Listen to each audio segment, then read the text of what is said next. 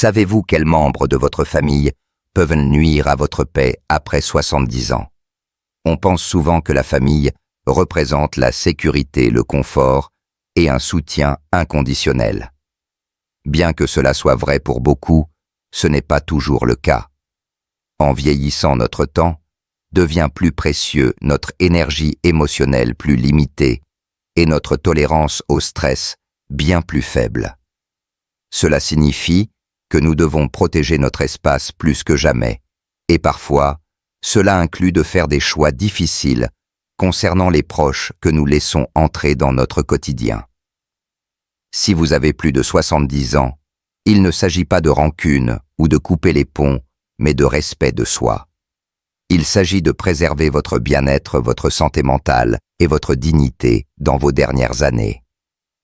Dans cette vidéo, nous allons explorer 6 types de proches dont vous devriez peut-être vous éloigner après 70 ans. Ce sont des personnes qui, même involontairement, peuvent drainer votre énergie, perturber votre paix ou vous faire sentir diminué. Les éviter ne fait pas de vous une personne insensible, cela signifie que vous choisissez enfin de vous mettre en priorité. Restez jusqu'à la fin, car vous reconnaîtrez non seulement ces types de personnes, mais vous apprendrez aussi comment établir des limites douces qui préservent vos relations. Commençons. Numéro 1. Le proche constamment exigeant.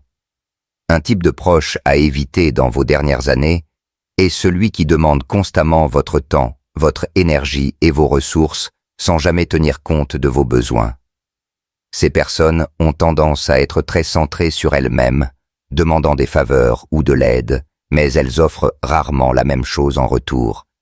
Elles peuvent même vous culpabiliser pour vous pousser à dire oui alors que vous voulez dire non. Il est important de reconnaître ces schémas, car votre bien-être physique et mental ne doit jamais être compromis pour le confort des autres. En vieillissant, votre capacité à gérer le stress diminue, et ces relations épuisantes peuvent devenir nuisibles à votre santé. Ce type de proche vous donne souvent l'impression que vous êtes obligé de répondre à ses besoins, qu'il s'agisse de le conduire à des rendez-vous, d'écouter ses plaintes incessantes ou de le soutenir financièrement. Vous avez tout à fait le droit d'établir des limites, même avec la famille. Dire non quand quelqu'un vous demande plus que ce que vous pouvez donner n'est pas égoïste, c'est essentiel pour votre tranquillité d'esprit. Rappelez-vous, prendre soin de soi ne consiste pas seulement à faire une pause, mais aussi à se protéger d'être exploité. Par exemple, imaginez tante Marie qui vous appelle constamment pour de l'aide avec sa maison, alors qu'elle a des enfants parfaitement capables. Elle pourrait dire « Tu sais, je vieillis, et je ne peux plus le faire moi-même. » Mais au fond, vous savez que ce n'est pas votre responsabilité d'être son soutien constant. Il est acceptable d'expliquer poliment que vous ne pouvez pas aider cette fois-ci et de suggérer une alternative comme un service professionnel ou une autre personne qui pourrait intervenir.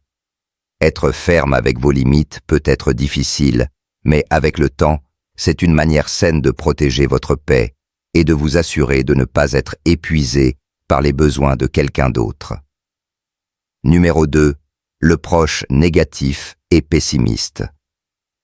Un autre proche dont il faut se méfier est celui qui voit toujours le verre à moitié vide.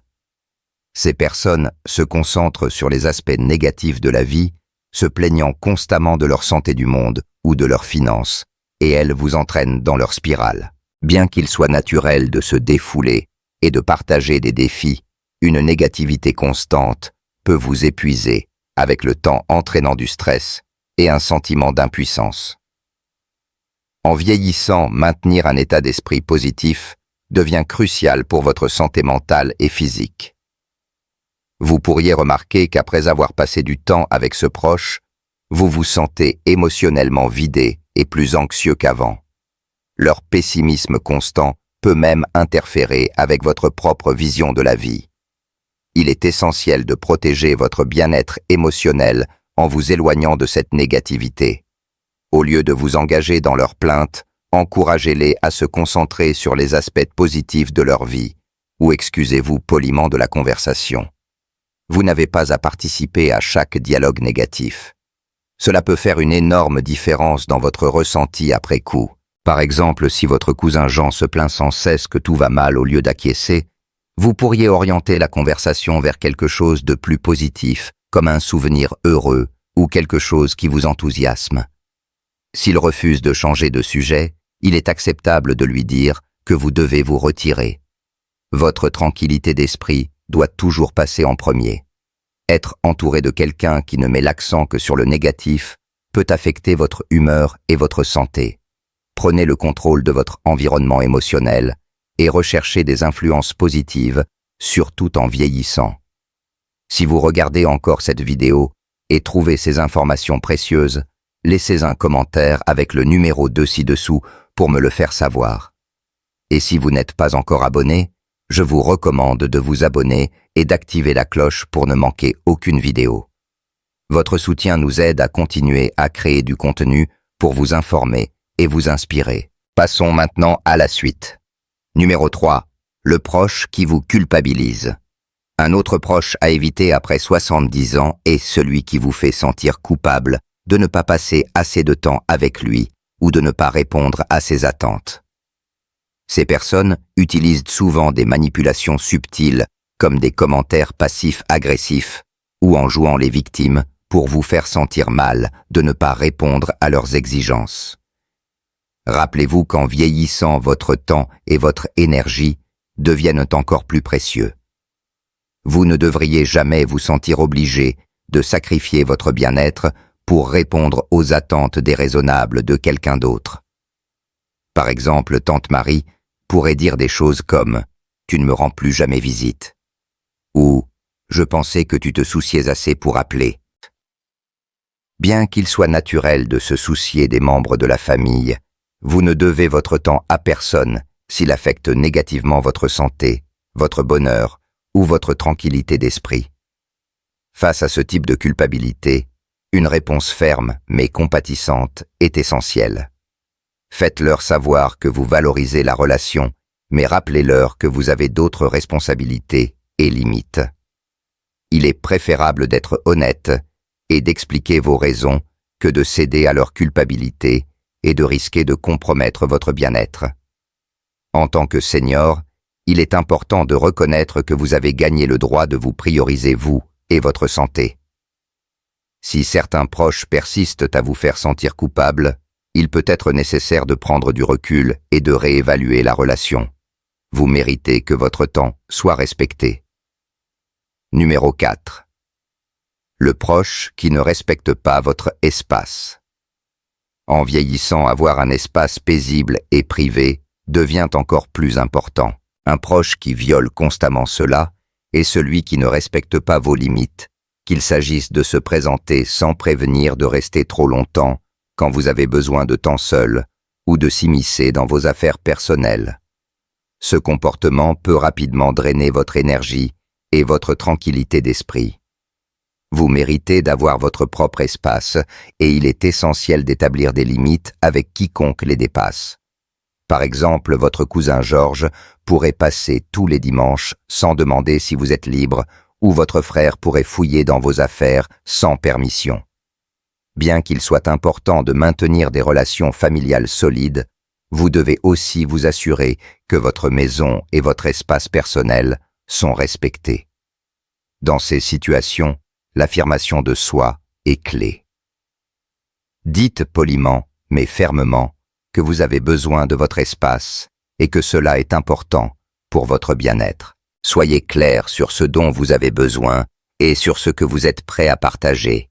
Par exemple, vous pouvez dire « J'aime passer du temps avec toi, mais j'ai besoin de temps calme maintenant, alors planifions une autre visite bientôt. » Les limites sont une partie saine de toute relation et il est crucial de les faire respecter, surtout en vieillissant. Si quelqu'un ignore à plusieurs reprises vos souhaits, il est acceptable de réduire la fréquence des visites ou de prendre des mesures plus drastiques pour protéger votre espace. Vous avez gagné le droit de profiter de votre maison et de votre solitude, et il est important de préserver cela. Si vous regardez encore cette vidéo et trouvez ces informations précieuses, laissez un commentaire avec le numéro 4 ci-dessous pour me le faire savoir. Et si vous n'êtes pas encore abonné, je vous recommande de vous abonner et d'activer la cloche pour ne manquer aucune vidéo. Votre soutien nous aide à continuer à créer du contenu pour vous informer et vous inspirer. Passons maintenant à la suite. Numéro 5. Le proche qui essaye de contrôler votre vie. En vieillissant, vous pourriez trouver que certains proches ressentent le besoin de prendre les rênes de votre vie, pensant souvent qu'ils savent ce qui est le mieux pour vous. Cela est particulièrement fréquent avec les enfants ou les proches qui s'inquiètent de votre santé ou de vos choix de vie. Bien que leurs intentions puissent venir d'un lieu de préoccupation, il est essentiel de reconnaître quand leur ingérence devient oppressante et nuisible à votre sentiment d'indépendance. Par exemple, votre belle-fille Sandra pourrait commencer à dicter à quelle fréquence vous devriez marcher ou ce que vous devriez manger. Elle pourrait suggérer que vous ne consultiez que certains médecins ou refuser de vous laisser prendre vos propres décisions concernant votre santé ou vos activités. Bien que ce type d'ingérence puisse venir d'un lieu d'amour, il est vital de leur rappeler que vous êtes capable de faire vos propres choix. Il est crucial d'affirmer votre indépendance tant que vous le pouvez. Vous pouvez écouter les conseils, mais vous devriez toujours prendre des décisions qui vous semblent justes. Dites-leur gentiment mais fermement: « J'apprécie ton inquiétude, mais je fais confiance à mon jugement et j'aimerais prendre mes propres décisions. » Cela aide à maintenir votre dignité et garantit que vous restez maître de votre vie. Il est également essentiel d'établir des limites autour des conseils donnés. Vous pouvez reconnaître leurs suggestions sans vous sentir obligé de les suivre. Cela aidera non seulement à protéger votre autonomie, mais aussi à réduire le stress lié à la gestion de proches bien intentionnés qui pourraient involontairement causer plus de mal que de bien. Numéro 6. Le proche qui vous culpabilise constamment. Le dernier type de proche à éviter après 70 ans est celui qui utilise constamment la culpabilité comme un outil pour manipuler ou contrôler. Ce proche vous fera souvent sentir coupable de ne pas passer assez de temps avec lui ou de ne pas répondre à ses attentes. C'est l'un des comportements les plus épuisants émotionnellement que vous puissiez vivre, et cela peut avoir des effets négatifs à long terme sur votre bien-être. Prenons l'exemple de votre cousine Carole, qui vous appelle fréquemment, en se lamentant que vous ne venez pas assez souvent ou en vous accusant de ne pas vous soucier de la famille. Quand vous expliquez que vous êtes occupé ou que vous avez simplement besoin de temps pour vous, elle répond en disant « Si tu m'aimais vraiment, tu ferais plus d'efforts. »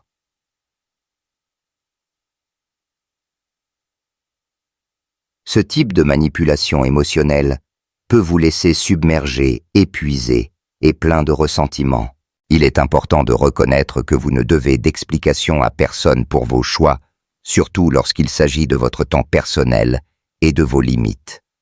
Bien que la famille soit importante, vous ne devriez jamais vous sentir obligé de sacrifier votre tranquillité d'esprit pour quelqu'un qui est émotionnellement épuisant. Essayez plutôt d'établir des limites claires avec ce type de proche. Vous pouvez dire quelque chose comme « Je comprends que tu veux passer du temps ensemble, mais j'ai aussi besoin de temps pour moi, pour rester en bonne santé et équilibré. Je serai heureux de visiter quand cela me conviendra. » En faisant cela, vous reprenez le contrôle de votre temps et de votre énergie, vous permettant de vivre votre vie sans vous sentir coupable de prioriser votre bien-être. Si vous regardez encore cette vidéo et trouvez ces informations précieuses, laissez un commentaire avec le numéro 6 ci-dessous pour me le faire savoir. Et si vous n'êtes pas encore abonné, je vous recommande de vous abonner et d'activer la cloche pour ne manquer aucune vidéo. Votre soutien nous aide à continuer à créer du contenu pour vous informer et vous inspirer. Passons maintenant à la suite. Réflexion finale: protégez votre paix, protégez votre santé. À mesure que nous atteignons les dernières étapes de la vie, il devient encore plus important de protéger notre paix et notre bien-être mental. Les proches que nous laissons entrer dans nos vies ont un impact significatif sur ce que nous ressentons, sur la manière dont nous gérons le stress et sur la façon dont nous maintenons notre santé. Bien que les liens familiaux soient précieux, il est crucial de reconnaître quand ces relations deviennent toxiques ou émotionnellement épuisantes, en établissant des limites et en limitant les interactions avec les proches qui craignent du stress, de la culpabilité ou des conflits inutiles. Vous pouvez vous libérer de la négativité et vous concentrer sur la nourrissement de votre santé, de votre bonheur et de votre croissance personnelle. Après tout, protéger votre santé mentale et émotionnelle vous aidera à vivre une vie plus pleine et plus longue. Si vous avez du mal avec un proche qui entre dans l'une des 6 catégories dont nous avons parlé aujourd'hui, prenez un moment pour évaluer l'impact qu'il a sur votre bien-être. Il est acceptable de vous éloigner même des membres de la famille si cela signifie préserver votre paix. Vous êtes autorisé à prioriser votre bonheur et votre santé, surtout en vieillissant. Merci de nous avoir rejoints aujourd'hui. Nous aimerions avoir de vos nouvelles. Laissez un commentaire ci-dessous et partagez une chose que vous avez apprise aujourd'hui et comment vous comptez l'utiliser dans votre vie. Vos pensées sont importantes pour nous, alors n'hésitez pas à les partager. Lire vos commentaires nous motive et nous encourage. Si vous avez aimé cette vidéo et l'avez trouvée utile, merci de liker, de vous abonner et de partager. Votre soutien nous aide à continuer à créer du contenu pour vous informer et vous inspirer. Merci de nous avoir regardés et nous avons hâte de vous retrouver dans la prochaine vidéo.